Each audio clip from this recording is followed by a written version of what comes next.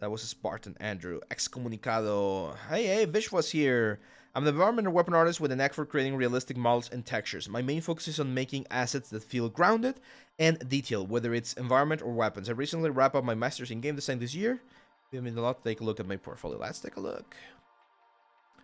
Okay. First impression, it's a little bit all over the place. Because I see 2 weapons, I see 2 environments, and then I see this thing right here. Ripped off frontal lobe. What is this? I finally made an extensive game which includes almost everything I've learned so far. It's a fun game where I focus on the following areas. First person playing character with basic character movements, a different gun. Okay. Well, that's impressive. Let's take a look.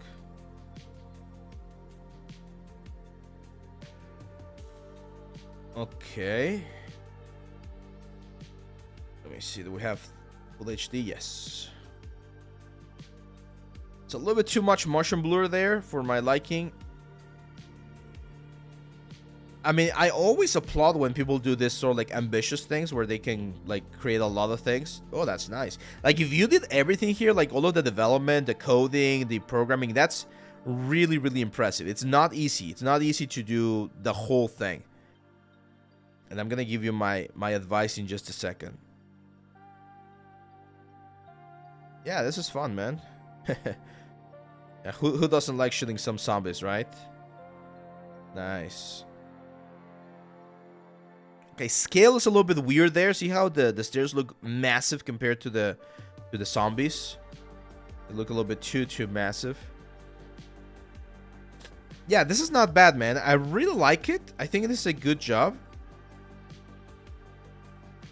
All of the systems and everything.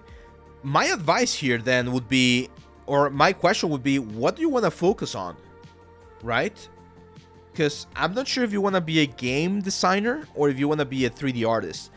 It's not that you can't do both. It's just that it's important to understand that you only have so much time and you really want to focus on one specific part of the process, right? So for instance, this gun, it looks like a nice model, right? Like the construction. We definitely need some more realistic textures, and this doesn't look like it's like optimized for games. So that will be another thing that we need to take into account. Grim 3D environment. Yeah, it seems to me that you have a good understanding of the softwares already, VISHWAAS, but you're missing the polish stage, okay? So we really need to work a little bit more on the quality of things. Like this thing right here, right? Like we have metal edgeware everywhere, which we always like a joke around on the server.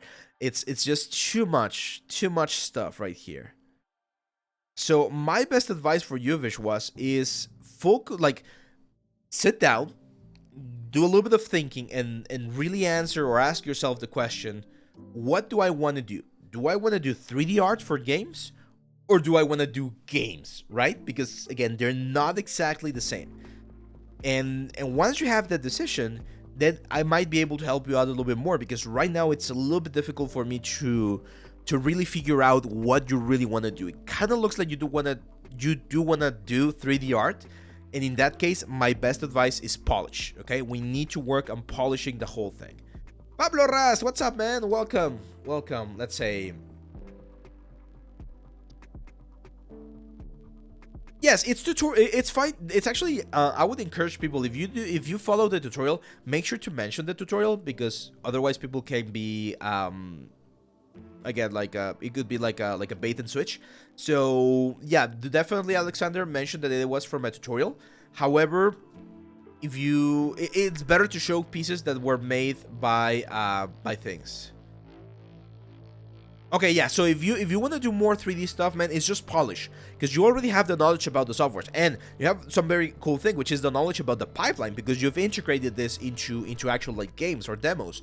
So you definitely want to make sure, V, to polish things a little bit more. Like this model right here, this is an excellent model. Go through the full pipeline, do the proper retopology and optimization, do the textures, and this is an excellent weapon that could be part of your portfolio, okay?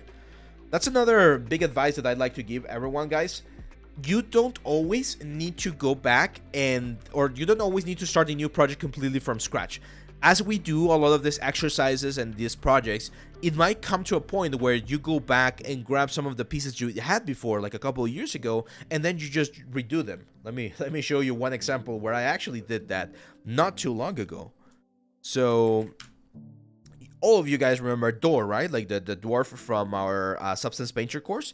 So Door right here is actually the same door from here.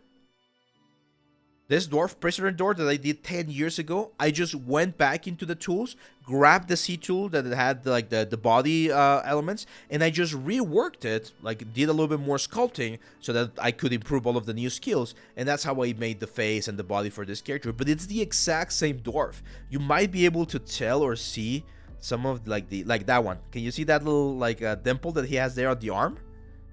Like if we go back to this one right here.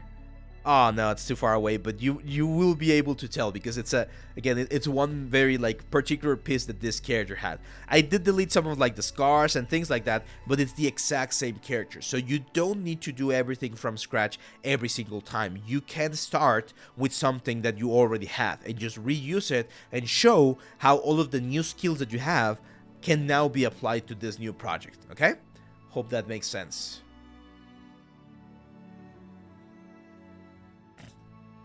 Oh, sorry about that. V is asking, while playing games or watching movies, I often analyze environments and effects, thinking about replicating them in 3D. How can I better showcase this inspiration to creation process?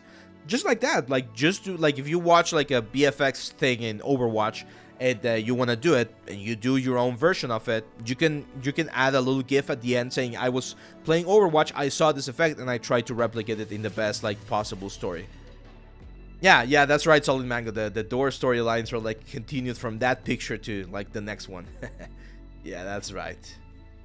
Okay, let's go to the next one.